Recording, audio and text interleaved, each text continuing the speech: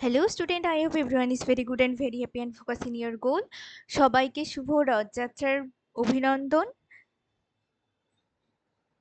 আচ্ছা সবাই বলো তো যে হলে এই জগন্নাথ পুজোটার জন্য ফেমাস খাবার কি? যেরকম জন্মাষ্টমীতে ক্ষীর খাওয়া হয়, সেটা ফেমাস খাবার। আর হলো জগন্নাথ দেবের জন্য পাঁপড়, আমি দেখছি নতুন চোখে পড়লো যে পাঁপড় ফেমাস না নটকা ফল ফেমাস। এটা তোমরা কমেন্টে জানাবে, হ্যাঁ। তো আজকের আমরা এই সেশনটা করছি কিসের জন্য? সেশনটা করছি ডব্লিউবিএসএসসি এর যে গ্রুপ সি এর আর এসএলএসটি ইংলিশের যে প্রিভিয়াস ইয়ার কোশ্চেন গুলো আছে সেটার আমরা করছি। আর এটা হলো এসএলএসটির জন্য 9 আর 10 এর কিন্তু আমরা করছি, গ্রামার পোর্শনটা পুরোটাকেই আমরা সলভ করছি। Let's start in our first question. You have spoiled the little chance you had at succeeding. No এররের একটা কোশ্চেন, মানে এখানে এরর ডিটেক্ট করতে বলেছে। ইউ হ্যাভ স্পয়েলড, তাহলে ইউ এর পরে আমরা হ্যাভ ইউজ করি। স্পয়েলড এটা একটা ভার্বের থার্ড ফর্ম, স্পয়েল থেকে এসেছে spoiled. The little chance you, তাহলে দ্য লিটল চান্স এতখানি কিন্তু, তাহলে you have spoiled the little chance, এটা প্রেজেন্টে আছে। তারপরে দেখো ইউ হ্যাড অ্যাট সাকসিডিং, এটা আবার পাস্টে চলে গেল। অনেকে এখানে হ্যাডটাকে করে দিবে হ্যাভ, বা এখানকার এই হ্যাভটাকে করে দিবে হ্যাভ হ্যাড। তার কারণ আমরা সেন্টেন্সটাকে মোটামুটি যারা করো তারা বেশিরভাগই করো যে হলেও দুটোকেই সেম সেম রাখবো, সেম সেম টেন্সে রাখার চেষ্টা করো, কিন্তু অনেক সময় হয় না। আমি ক্লিন করে নিলাম জিনিসটা। যেরকম এখানটাতে বলেছে you have spoiled the little chance, মানে তুমি সেই লিটিল চান্সটাকে স্পয়েল করে দিলে, নষ্ট করে দিলে। এটা প্রেজেন্ট ফর্মে আছে, যে তুমি লিটিল চান্সটা, তোমার কাছে যে চান্সটা ছিল সেটাকে তুমি স্পয়েল করে দিলে, সেটা তুমি নষ্ট করে দিলে, এটা এর বর্তমানে করলে, যেটা তুমি আগে পেয়েছিলে। ইউ হ্যাড অ্যাট সাকসিডিং, যেটা তুমি আগে পেয়েছিলে, তার মানে এটা একটা পাস্ট ফর্ম, এটা অতীতের কাজ, এটা অতীতের কাজ। তাহলে you have spoiled the little chance, এই পোর্শনটাতে কোনো ভুল নেই, এটা একদম ঠিক আছে। You had at succeeding, succeeding এর আগে এখানে অ্যাড বসে, এটাও একদমই ঠিক আছে। তাহলে এটা একটা নো এররের, তাহলে এটা একটা নো এররের সেন্টেন্স। আমরা আগের দিন বলেছিলাম যে আমরা নো এরর নিয়ে কাজ করাটা কম হয়, ওই জন্য আজকে আমরা বেশিরভাগ এরর ডিটেকশনের যে কোশ্চেনগুলো আছে সেটাকে আমরা বেশিরভাগই নো এররের করার চেষ্টা করব। নো এরর এনেছি মানে মোদ্দা কথা। তো তোমরা একটা কাজ করবে যে এরর ডিটেকশনের যে কোশ্চেনগুলো আছে সেগুলোকে তোমরা আগে পজ করবে, পজ করবে, নিজেরা অ্যান্সার দেবে বা কমেন্টে জানাবে। আমি সবার কমেন্টটাকে দেখবো এবং যাদের ঠিক হবে তাদেরকে একটা করে লাভ রিয়াক্ট দেবো। তো তোমরা কমেন্ট করার চেষ্টা করবে। আর কেউ কেউ যদি কমেন্ট নাও করতে চাও তাহলে পরে নিজেরা আগে ভিডিওটাকে পজ করে অ্যান্সার দেবে, তারপরে তোমরা ভিডিওটা দেখবে যে তোমাদের অ্যান্সারটা ঠিক হলো কিনা। এখানে বলেছে সাবস্টিটিউট বের করতে কার, আন্ডারলাইন স্টেটমেন্ট, কিন্তু আন্ডারলাইন তো করা নেই। আচ্ছা নিউমেরাসের করতে হবে, অপশন দেখে আমরা বুঝলাম নিউমেরাসের করতে হবে। তাহলে there have been numerous attempts, numerous attempts এর কথা বলেছে দেখো, তাহলে এটা একটা কিন্তু প্লুরাল ফর্ম অ্যাটেম্পটস, তার জন্য এখানে দেয়ার এর পরে হ্যাভ ইউজ হয়েছে, দেয়ার এর পরে হ্যাভ ইউজ হয়েছে, যেহেতু এখানে নিউমেরাস অ্যাটেম্পটস এর কথা বলেছে, এটা একটা plural form. Made by the citizens to restore parity, তাহলে এখানে যখন প্লুরাল ফর্মের কথা বলেছে আর এখানে অনেকজন সিটিজেনের কথা বলেছে, তাহলে এখানে তো মোর হওয়ার কোনো অপশনই নেই। তার কারণ মোর কখন হয়, সরি, মোর হয় কম্পারেটিভে, কম্পারেটিভ ডিগ্রিতে মোর হয়, তাই না? কিন্তু আর এখানে নো সাবস্টিটিউশন হবে না, তার কারণ যেহেতু এখানে প্লুরাল ফর্ম বসেছে। আর কোয়াইট নিউমেরাসও হয় না, নিউমেরাসের আগে কখনো কোয়াইট হয় না, কোয়াইট নিউমেরাস হয় না, এখানে হবে মোস্ট নিউমেরাস। কেন? তার কারণ এখানে দুটো জিনিসের মধ্যে কম্পেয়ার করাকে বোঝাচ্ছেন, এখানে সিটিজেনশিপের কথা বলে, মানে সিটিজেন্সের কথা বলা হয়েছে। সিটিজেন্স বলতে দুয়ের অধিক, দুয়ের বেশি লোকজনের কথা বলা হয়েছে, ওই জন্য এখানে মোস্ট নিউমেরাস হবে। দেন থার্ড নাম্বার বলেছে idiom, run errands, run errands. দেখো to participate in a race through unfair means না, to do something incorrectly or error erroneous in haste, না এখানে ইনকারেক্ট বা এরোনিয়াস এর কথা বলা নেই। টু ফিনিশ রানিং, রান কথাটার কোনো অর্থই নেই। To go to buy or do something, সঠিক অ্যান্সার হয়ে যাবে ডি নাম্বার, রান। তোমরা মনে রাখবে যে রান আমরা কোথায় করি, বাইরে যাওয়ার জন্য, দৌড় দেই কোথায়, বাইরে দৌড় দেই তাই না, ওই জন্য এখানে গো টু কথাটা আছে, জাস্ট মনে রাখার জন্য বলছি আমি। তখন প্রচুর ইডিএম, প্রচুর ওয়ান ওয়ার্ড আমরা পড়ি এবং আমাদের মুখস্থ করতে হয় হাজারের বেশি। ওয়ান ওয়ার্ড ইডিএম আর সিনোনেম অ্যান্টোনেম মিলে যদি হয়, স্পেলিং সব মিলে টিলিয়ে প্রচুর আমাদের মুখস্থ করতে হয়, মোটামুটি 7-8 হাজারের মতো তো মুখস্থ করতেই হয়। তো তার জন্য কিছুটা যদি ট্রিক্সের মাধ্যমে আমরা মনে রাখি কিছু কিছু ইডিএম বা ওয়ান ওয়ার্ডকে, তাহলে পরে এটা আমাদের হেল্প করে কিসের জন্য, যে বাকি যেগুলো একেবারেই একটু অন্যরকম হয় সেটাকে আমাদের মনে রাখতে হেল্প করে। আর আমরা ইডিএম, ওয়ান ওয়ার্ড আর সিনোনেমের জন্য কিন্তু শর্ট বিভিন্ন রকম ছাড়া হয়, সেটাকে তোমরা দেখলে পরে অনেকটা হেল্প হবে তোমাদের। সেখানে ইডিএম এর সাথে সিনোনিম অ্যান্টোনিম অনেক সময় সেন্টেন্সেরও অ্যারেঞ্জমেন্ট করা থাকে। আর এই 11:30-12টার দিকে কিন্তু পোস্ট করা হয়, সেখানটাতে ইডিএম আর ওয়ান ওয়ার্ডের পোস্ট করা হয়, সেখানে তোমরা কুইজের মতো করে কিন্তু সেই জিনিসটাকে তোমরা করতে পারো, অ্যাটেম্প্ট করতে পারো, সেটা তোমাদের ইচ্ছা।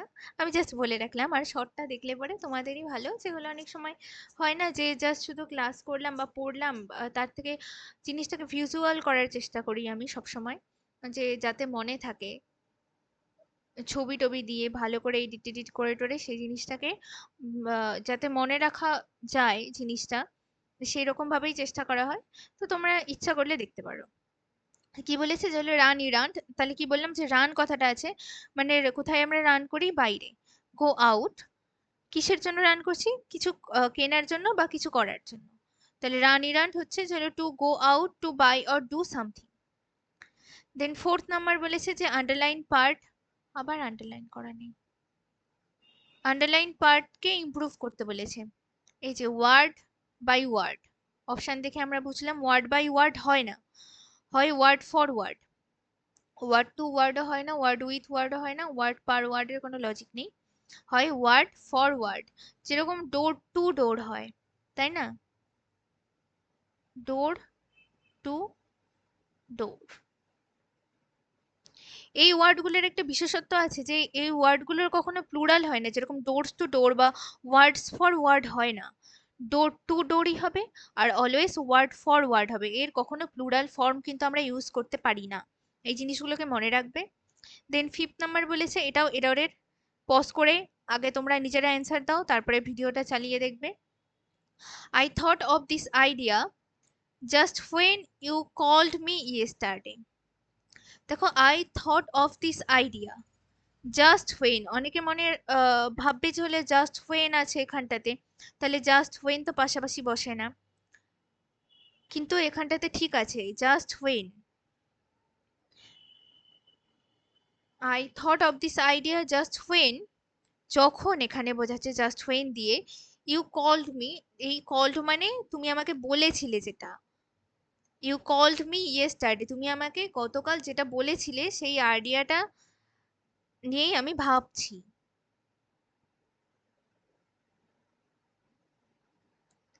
তাহলে দেখো এখানটাতে কিন্তু এটা একটা নো এররের সেন্টেন্স, তার কারণ এখানে আই থট এটা একটা পাস্ট ফর্মে আছে, of this idea, just when, এখানে জাস্ট হোয়েন কথাটার জন্যই অনেকে এই জায়গাটাতে তোমরা অ্যান্সার ডি করতে পারো, কিন্তু জাস্ট হোয়েন কথাটা একদম ঠিক আছে। ইউ কল্ড মি ইয়েস্টারডে, এটা তো বুঝতেই পারছো যে এটা ঠিকই আছে।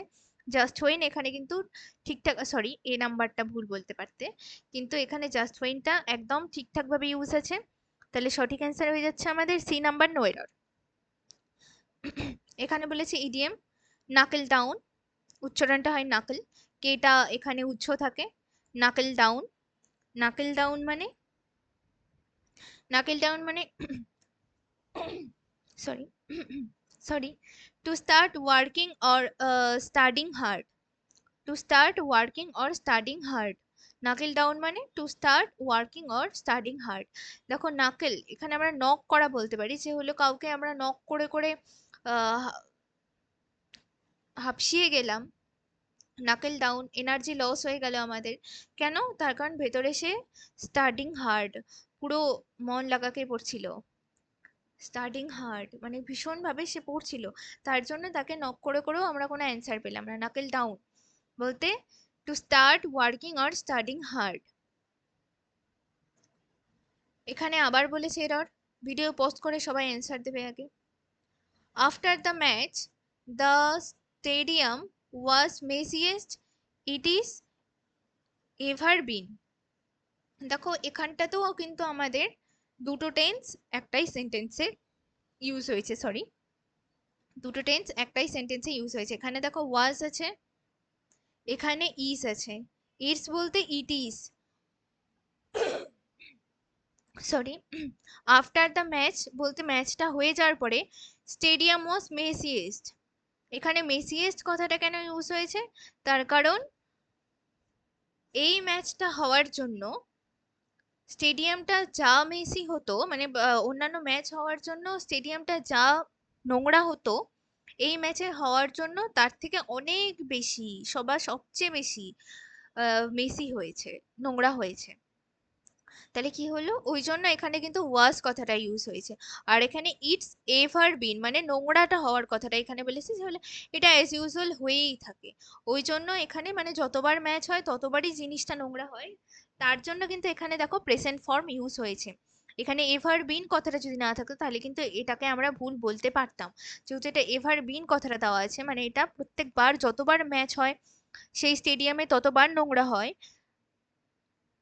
এটা একটা মানে রেগুলার অ্যাক্টিভিটি বলা যেতে পারে ম্যাচের রেসপেক্টে, যে ওখানে যতবার ম্যাচ হয় ততবারই নোংরা হয়, সেই রেসপেক্টে আমরা এটাকে কিন্তু রেগুলার ফর্ম বলতে পারি। তার জন্য এই জায়গাটা মানে ইট ইজ, ইজটা এখানে প্রেজেন্ট ফর্মে বসেছে এভার বিন কথাটা থাকার জন্য। আর এই যে পার্টিকুলার ম্যাচটা হয়েছে আফটার দা ম্যাচ, এখানে ওই জন্য বলেছে ম্যাচ বলেনি, দা বলেছে, পার্টিকুলার কোনো একটা ম্যাচের কথা বলেছে, তার জন্য এই স্টেডিয়ামটা মেসিয়েস্ট হয়েছে, তার জন্য এখানে ওয়াজটা একদম ঠিক আছে। এটাও একটা নো এররের কোশ্চিন। দেন 7 নাম্বার বলেছে সরি 8 নাম্বার বলেছে ইনকারেক্টলি স্পেলড, 7 নাম্বার বলেছে ইনকারেক্টলি স্পেলড। হ্যাঁ, অকেশন, অকেশন বানান কি OCCASION, একদম ঠিক আছে, TION হয় না, SION হয়। প্রিভিলেজ, প্রিভিলেজ আমরা দেখতে পাই অনেক এক্সামে থাকে যে PRIVILEDGE,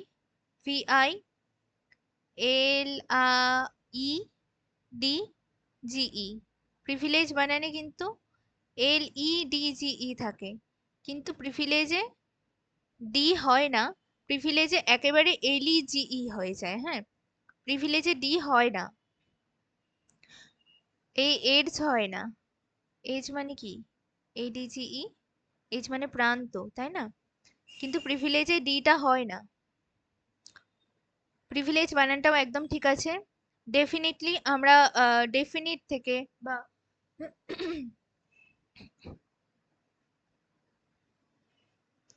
ডেফিনিট থেকে আমরা ডেফিনিটলি কথাটাকে বলতে পারি, এটারও একদম স্পেলিং ঠিক আছে। বিজার, বিজার বানান কি? BIZARRE,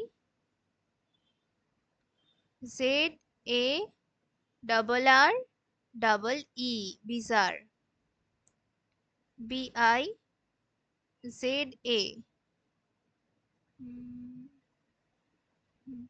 BIZARRE, bizarre. বিজার মানে, বিজার মানে আনইউজুয়াল বা আনএক্সপেক্টেড, ভেরি স্ট্রেঞ্জ। হুম, দেন বলেছে অ্যান্টোনিম, কার অ্যান্টোনিম? পিকুয়ান্টের। পিকুয়ান্ট মানে কি বলে তো? তীব্র বা যেটা শার্প হয়, যেটা শার্প হয়, SHARP, শার্প বা যেটা তীব্র তীক্ষ্ণ, সেটাই, সেটা মানে হচ্ছে পিকুয়েন্ট। তার মানে আমাদেরকে দেখতে হবে যে কোনটা নরম প্রকৃতির, সেইটা হয়ে যাবে এর অ্যান্সার, তাই না? ডিটেক্টেবল বলতে কোনো জিনিসকে ডিটেক্ট করা। ব্ল্যান্ড, ব্ল্যান্ড মানে ক্ষমাপূর্ণ, ব্ল্যান্ড মানে ক্ষমাপূর্ণ। বিটার, বিটার মানে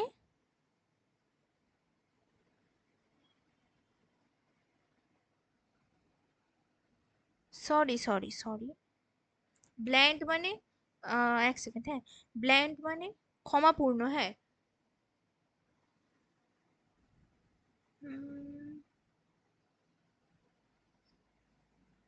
ব্ল্যান্ড মানে নম্র, ক্ষমাপূর্ণটা না একদম ঠিক হবে না, এক্স্যাক্ট ঠিক হবে না। ব্ল্যান্ড মানে আমরা বলতে পারি যে যেটা নম্র ভদ্র হবে, ক্ষমাপূর্ণটা ঠিক হবে না। ব্ল্যান্ড মানে যেটা নম্র, জেন্টেল বা পোলাইট যেটা হয়, জেন্টেল বা পোলাইট।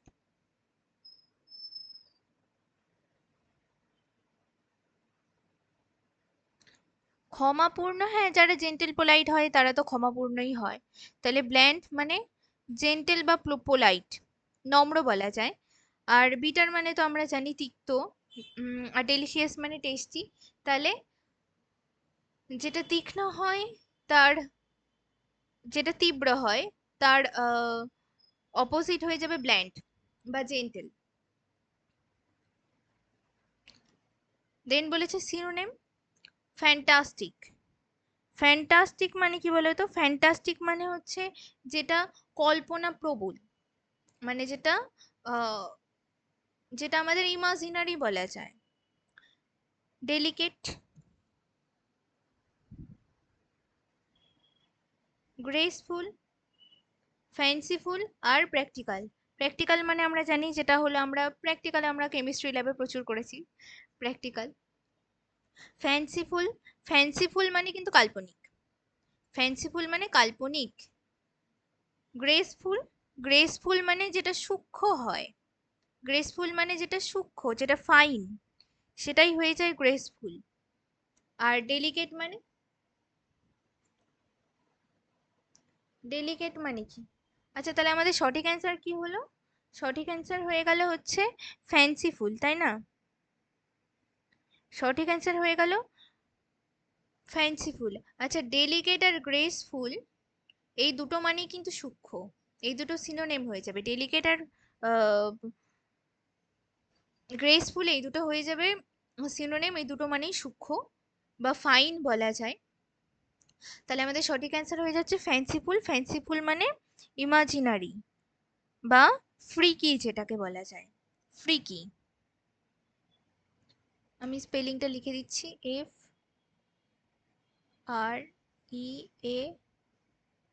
FREAKY, freaky. দেন 11 নাম্বার বলেছে EDM, to show the white feather.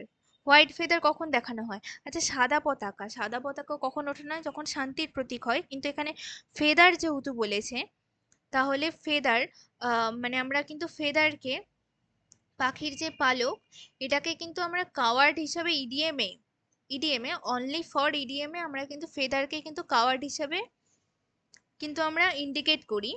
তাহলে মনে রাখবে যেই সমস্ত ইডিএমে ফেদার কথাটা থাকবে সেখানে কাওয়ার্ড বা দুর্বল হৃদয়, দুর্বল হৃদয় বা কাওয়ার্ড এই জিনিসটাকে কিন্তু আমরা বোঝাই, হ্যাঁ। তাহলে এখানে ফেদার আছে, তাহলে to act cowardly, to show white feather বলেছে, মানে টু অ্যাক্ট কাওয়ার্ডলি, ব্রেভলি হবে না, অ্যাঙ্গারও হবে না, মেনটেন পিসও হবে না। পিসের সাথে এখানে অনেকে হোয়াইট ফেদার দেখে পিস করতে পারে, যেহেতু আমরা সাদা পতাকাকে শান্তির প্রতীক হিসেবে গণ্য করি, কিন্তু এখানে ফিদার কথাটা যেহেতু আছে ওই জন্য এখানে কাওয়ার্ডলি হবে। মনে রাখবে ফিদারের সাথে কাওয়ার্ডলিকে ইডিএমে কিন্তু ব্ল্যাক বুক কনসিডার করে, 90% ইডিএমই তো ব্ল্যাক বুক থেকেই আসে। যাই হোক, এখানে বলেছে one word substitution, the analysis of a person's handwriting to determine his personality. Calligraphy মানে কি? ক্যালিগ্রাফি মানে কি? ক্যালিগ্রাফি মানে আর্ট অফ বিউটিফুল হ্যান্ডরাইটিং, মানে যার হাতের লেখা খুব সুন্দর, যার না ঠিক মানে যে হাতের লেখাটা খুব সুন্দর, যার হলে তো ওখানে ক্যালিগ্রাফার হয়ে যেত, তাই না, নাউন হয়ে যেত। এটা তো একটা অ্যাডজেক্টিভ, ক্যালিগ্রাফি বলেছে। তাহলে আর্ট অফ বিউটিফুল হ্যান্ডরাইটিং মানে যেই হাতের লেখাটা খুব সুন্দর, সেইটাকেই বলা হয় ক্যালিগ্রাফি। ফিলোলজি, ফিলোলজি মানে স্টাডি অফ ল্যাঙ্গুয়েজকে বলা হয়, স্টাডি অফ ল্যাঙ্গুয়েজকে বলা হয় ফিলোলজি। লজির সাথে আমরা জানি স্টাডির মিল আছে একটা, লজির সাথে আমরা জানি স্টাডির মিল আছে, তাই না? তাহলে এখানটা তো দেখো বলেছে যে হলো ফিলোলজি বলতে স্টাডি অফ ল্যাঙ্গুয়েজ। নিউমিসমেটিক, নিউমিস, এই যে নিউমিস এই কথাটার সাথে মনে রাখবে কয়েন বা খুচরো পয়সার কিন্তু সম্পর্ক আছে। তাহলে নিউমিসমেটিক মানে কালেক্টর অফ কয়েন্স। নিউমিসমেটিক্স বলতে এটা কিন্তু একটা নাউন বোঝাচ্ছে। নিউমিসমেটিক বলতে কালেক্টর অফ কয়েন্স। গ্রাফোলজি, সঠিক অ্যান্সার হয়ে যাবে graphology. The analysis of a person, analysis বলতে এখানে কিন্তু স্টাডিকেই বোঝানো হচ্ছে, অ্যানালাইসিস করা বা স্টাডি করা। দেখো ওই জন্য এখানে লজি কথাটা এসেছে। The analysis of a person's handwriting determine his personality. এখানে তার হ্যান্ড রাইটিংটাকে কিসের জন্য ডিটারমাইন করা হচ্ছে? তার পার্সোনালিটিটা বোঝার জন্য। কারোর হাতের লেখা দেখে তার পার্সোনালিটি বোঝা যায়। যেরকম কারোর হাতের লেখা যদি ডিপ হয়, মানে ডাবিয়ে ডাবিয়ে কেউ যদি লেখে, তাহলে বোঝা যায় যে সে দৃঢ়, দৃঢ় প্রতিজ্ঞ, মানে সে কাজ, কোনো একটা কাজ ধরলে এবারে সেটা করবেই। কারোর হাতের লেখা যদি হালকা হয়, মানে এপাশ থেকে জগন্নাথ দেব যাচ্ছে বাইরে, রথ যাচ্ছে, তার জন্য এরকম আওয়াজ হয়তো বা পাচ্ছ তোমরা। হুম, রথ যাচ্ছে বাইরে দিয়ে।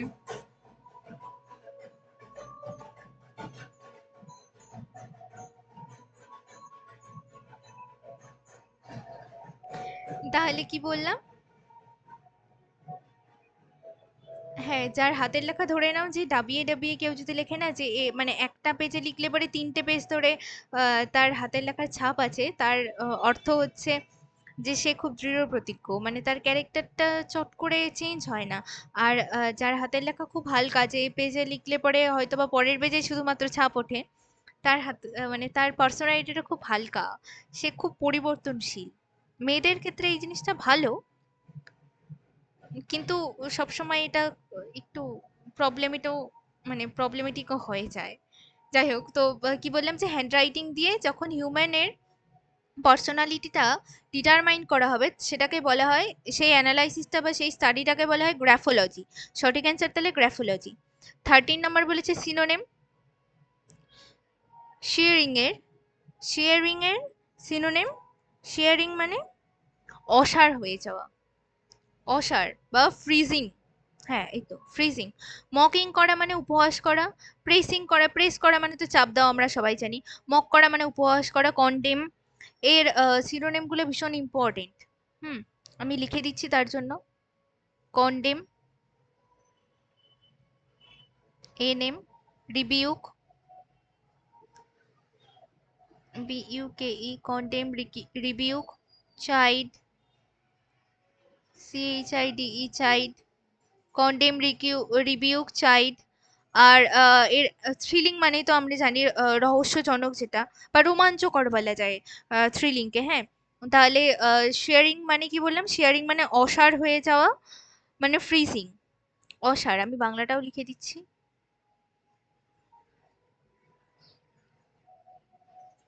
অসাড়। শেয়ারিং বলতে অসাড়।